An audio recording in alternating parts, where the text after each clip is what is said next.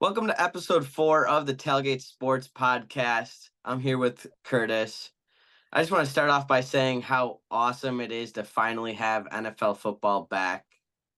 Today, we're going to be giving our NFL Week 1 takeaways and overreactions, and then we're going to jump over to our Week 2 picks. First off, the Chiefs looked phenomenal. I have never seen a team really come in that hot after 2 Super Bowl wins. I could really see this team going for the three-peat. Leaving week 1, they look like one of the best teams in the NFL, and that is without Hollywood Brown. I think that the Chiefs will only elevate when he comes back. This team looks great on both sides of the ball.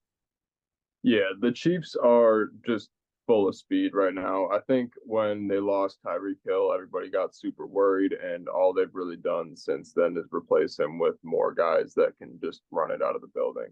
Worthy looks phenomenal. I feel like there was a lot of talk in the preseason and before the season started that he was really undersized, but with that speed, I think it makes up for it a little bit. That offense took a step forward from where it was last year. I think that the Chiefs they're starting off hot, but they're starting off hot, but it's about how you finish. So I think they're gonna start off well, but they just gotta stay healthy. I agree. This squad definitely needs to stay healthy.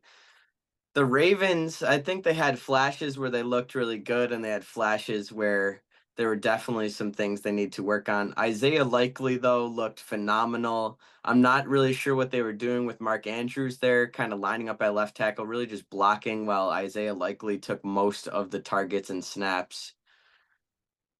Yeah, I think they were still kind of trying to work Mark Andrews into the offense after last year. I think it's going to be a little bit of a work in progress with that, especially with Lamar focusing a lot on his run game a lot this offseason again. You can tell that his pass game took another step back from where it was last year. I feel like he was throwing the ball a lot more accurately last year, and this year already he's working off some of the rust, hopefully, is all it is. But he missed a lot of throws that game that could have won them the game. So, The Bengals got upset by the Patriots.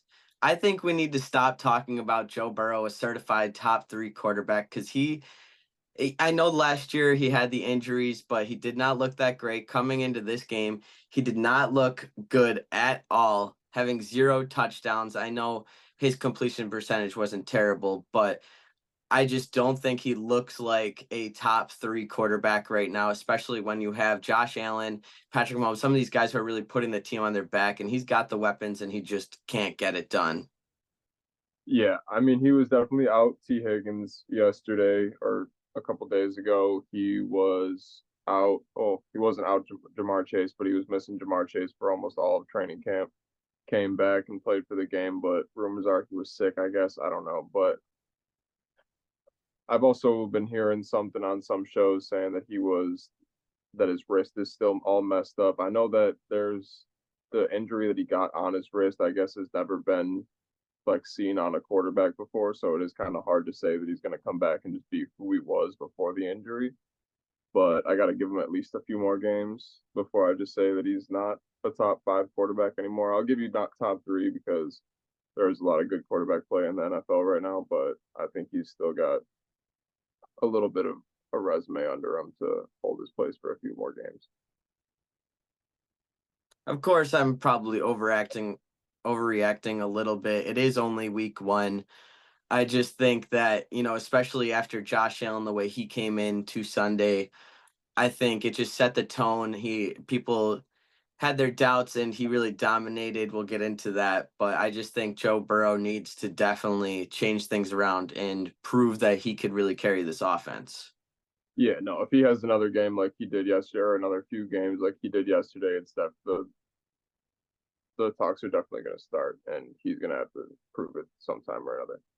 But yeah, like even Brock Purdy looked better than he did this weekend, so that can't keep happening. Saquon looked phenomenal in his Eagles debut, having 3 touchdowns, 110 rushing yards. I know you're eating your words right now. They performed phenomenal. I know they had a shaky start. The field was terrible. I'm not really taking much away from both of these teams. I'm not going to hate too much on the flaws they had. But I think it's a big thing that Saquon came in here and made a statement. Yeah, I mean, I'm eating my words in a way. I'm not saying that Saquon Barkley's a bad running back whatsoever, but they did give him quite a lot of touches in the red zone, which they didn't really do with DeAndre Swift last year. I feel like to get him those touchdowns to get him acclimated to the offense, they're giving him more touches more consistently right now. But my whole thing is him staying healthy. It's one game. I know he's a good running back, but I need to see him stay healthy. There was a thing where he came out with a small minor injury like halfway through the game and sat out for a few plays. Like it's that kind of stuff where like I don't know, like we're hearing Christian McCaffrey's out for God knows how long with Achilles now. Like it's just these guys with histories of injuries. I always feel like it's bound to come back up. So I just need to see it for a season. Yeah, they're definitely going to still have to prove it. The Bills looked phenomenal. I know people want to hate, and they were saying he was overrated, but he came to this game absolutely dominated. I really like what this offense looked like. They had no problem going up the field. The defense was a little shaky at first, but they came into the second half and absolutely locked them down. I really think this is going to be an MVP year by Josh. He already showed that he could carry the team and work all these people into the offense. And Kincaid wasn't even really going off or anything, but I think everybody's going to eat. I think this offense is going to be great. Yeah, the offense looked pretty good. The receivers, which everybody was worried about, looked awesome. I think that Keon Coleman had a great sideline catch. That's that kind of fundamental stuff that you're looking for. You're not looking for him to be like a 150-yard receiver per game right now. I think that those key catches are what you're looking for at least these first few games. But yeah, that like you said, they didn't even really use Kincaid. I think Cook, while he had a good game, only averaged like 3 point something yards per carry. Like it wasn't like he went crazy, and our offense still was humming, had like 30 something points. So yeah, I think Josh is probably going to put a little bit of the offense on his back. He had like 2 or 3 rushing touchdowns this week. He's probably going to get quite a few of those again this year, but he can do it. So I think the Bills are going to be good, and as long as we can hold it down a little bit on defense, I think Kyler Murray is probably one of the hardest quarterbacks to game plan for Week 1, especially with a lot of players not really used to the NFL speed yet. I think that as far as a lot of that goes, that'll sharpen up as the weeks go on. Keon Coleman coming into this game and leading the Bills in receptions, targets, and yards is not something I really expected, but I think that's a huge thing. All these guys looked phenomenal when they were getting the ball. Even Mac Hollins was really worked into there. I think that Josh is really already comfortable with these guys, and I think they have the skill for Josh Allen to elevate them. I think every week we're going to kind of see a couple guys who really go off, another few take a step back, but they have the personnel to really mix things up and feed everybody. I think this is going to be a great offense, and the defense even looked great after that second half. The first half, I know they looked shaky, but it's the first half of the first week. The second half, they look great. I think this Bills team has a lot of promise, and I still think that they are a Super Bowl contender. Puka Nakua got injured in the Rams game. Cooper Kupp came back and looked absolutely phenomenal. He is all the way back, fully healthy. He had 21 targets. He is already producing what he was in that year he had a couple years ago, having over 100 receiving yards and 15 receptions. This team is going to stay competitive. They have the offense. I know Puka's going to hurt, but you have Cooper Kupp coming back and being fully healthy. He's going to be able to produce, and the Rams are still going to be able to contend. Yeah, I mean, the Rams offense they have a few weapons. I think they could stand to lose Puka for a few weeks, but I don't think they're still a deep playoff contender if he doesn't come back healthy and what he was. So I think that their success is going to be pretty contingent on having that wide receiver depth, even if Cooper Kupp does come back and is a a semblance of what he was. I don't think he's going to come back and get 1,900 yards again. I think that is kind of probably in the past, but I think he's going to come back and be a serviceable wide receiver all year long. Yeah, of course, the health is going to be kind of scary for Cooper Cup, especially with your other wide receiver being out. But if he could keep this health, they are 100%, in my opinion, a contender because they really didn't have the best offense when they went on that Super Bowl run. I know they had a way better defense, but the defense is serviceable. They still have some good guys in there. They got their rookie verse. They got Kobe Durant. They have some weapons still on the defensive side of the ball. If Cooper Cup could stay healthy, this team is going to be competitive in every single game. Yeah, no, I don't. If Puka Nakua doesn't come back healthy, this team's defense is definitely not even close to what it was a few years ago. I think they definitely need a over the top offense in order to really stand a chance in the playoffs. I think regular season they'll be fine, but playoff wise, they need Nakua to come back healthy. So I think they should let him take his time to come back as long as they're still somewhat winning. I think let the guy rest. Yeah, I think they're going to let him rest, and I do think he is going to come in healthy. But even without Puka Nacua, this offense is still better than their offense was that year. The defense, yes, no question, are nothing compared to what they were, but they are a little bit they're serviceable. They could get some stops if this offense is fully healthy. I am excited to watch this team. The 49ers absolutely dominated the Jets on Monday Night Football. The 49ers proving that they are still the best team in football, looking phenomenal on both sides of the ball. They had about 8 or 9 consecutive scoring drives. Aaron Rodgers looked shaky. The defense of the Jets looked terrible. This offense of the 49ers being able to do that on the Jets defense, who's supposed to be a top 3 defense in the NFL, it's definitely something you want to see. I could see the 49ers really having a dominant year again and going back to the Super Bowl. I know it's a little bit of an overreaction, but this team is phenomenal.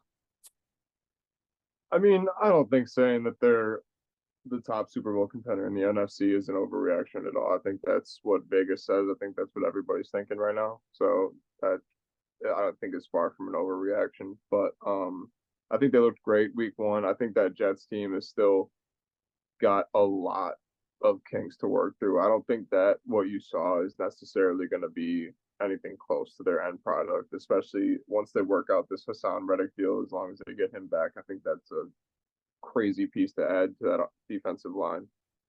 So, yeah, Aaron Rodgers hasn't played in off the top of my head don't even know how long, but a long time. So I think he's going to get a lot better as the season goes on. I think that Jets team is going to progress a lot. But last night, I don't think they were much of a challenge for the 49ers. Yeah, I do think that the Jets will get better, but this is definitely something scary to see when you're putting the Jets in Super Bowl conversations. You're supposed to keep up with this team. You're supposed to be on the same level, and they just absolutely dominate you, make you look abysmal. I think the 49ers, are in a whole different class than this team, and people need to stop talking about the Super Bowl with this team. If they could even pick up a playoff win, that would kind of surprise me with how they performed last night.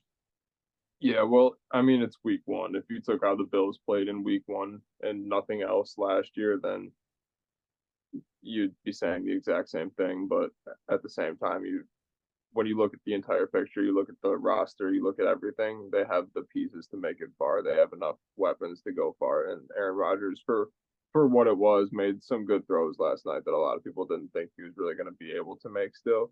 So I think once he gets his conditioning back up a little bit and gets used to the game speed again, it's going to be a different story. So I think that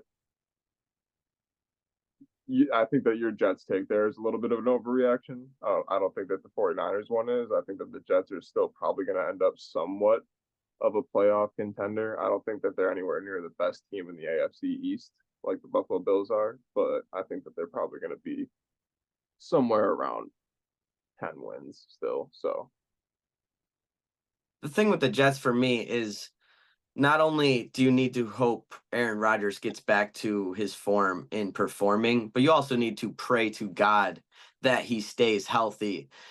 This team doesn't even have a wide receiver number two serviceable. So Garrett Wilson is going to be getting locked up week in and week out. The run game, everybody thought was going to be great. They couldn't get anything done on the ground. I know, you could say it's a little bit of an overreaction, 100%. It's only week one. But to me, I just don't see this team really being a Super Bowl contender or even a deep playoff run. I mean, they have Brees Hall, which I've heard you yourself hype up as a top five running back in the league. And I mean, it's week one. You can't take too much from week one aside from the fact that like I don't know, a lot of guys are shaking off a lot of rust. So you got to take everything you see with a grain of salt. But I think that over the next 5 to 6 weeks, when you'll really get a good test of where the Jets are with how much they advance over the next few weeks. 100%. Brees Hall is a top five back in the league, but when you can't even get him to perform well in this game, while your passing game is also not good, I think it is a little bit scary. But like you said, it's week one. We'll see how they progress. We're going to run through our week two picks now. NFL week two picks. Starting off with a Thursday night game, we got the Buffalo Bills and the Miami Dolphins. Yeah, I got the Buffalo Bills taking this one in Miami. I also have the Buffalo Bills. It's at night. They don't have to deal with the heat. Give me the Bills. Next, we got the Raiders and the Ravens. Raiders and the Ravens. I got the Ravens taking this one. I am also going to go with the Ravens here. Next, we got the Chargers and the Panthers. I got the Chargers taking that one. I'm going to go with the Chargers as well. Saints and Cowboys. I have the Cowboys winning that one. I'm going to have the Cowboys with this one. Buccaneers and Lions. I think I got the Lions taking this one. I'm going with the upset. Give me the Buccaneers. Colts and Packers. Colts and Packers. I got the Colts taking this one with Jordan Love out. With Jordan Love out, I'm going to go with the Colts too. Browns and Jags. Browns and Jags. I got the Jacksonville Jaguars taking that. I'm going to go with the Browns here. I think the defense will do their job. Next, we got the 49ers and Vikings. Yeah, that's 49ers all day. The 49ers are the best team in football. Give me the Niners. Seahawks and Patriots. I think the Seahawks are probably going to take this one, even though the Patriots look pretty good in week one. I'm going to go with the Seahawks too. Jets and Titans. I'm going to take the Jets here. Bounce back week for Aaron Rodgers. Give me the Jets. Giants and Commanders. Giants and Commanders. I got Washington taking this one. Jaden Daniels looked great in his week one. Give me the Commanders. Rams and Cardinals. Give me the Rams at that one. I'm going to go with the Rams here too. Bengals and Chiefs. Bengals going into Kansas City. I don't think there is a chance in hell that they take this game. Give me the Chiefs. I'm going to go with the Chiefs here too. Bears and Texans. Give me the Texans. I'm going to go with the Caleb Williams bounce back game. Give me the Bears. Falcons and Eagles. I think Philadelphia takes this one. I'm going to have the Eagles winning this one as well. That's all we have for our week two picks and episode 4. Tune in next week. We'll break down week 2 and give our week 3 picks.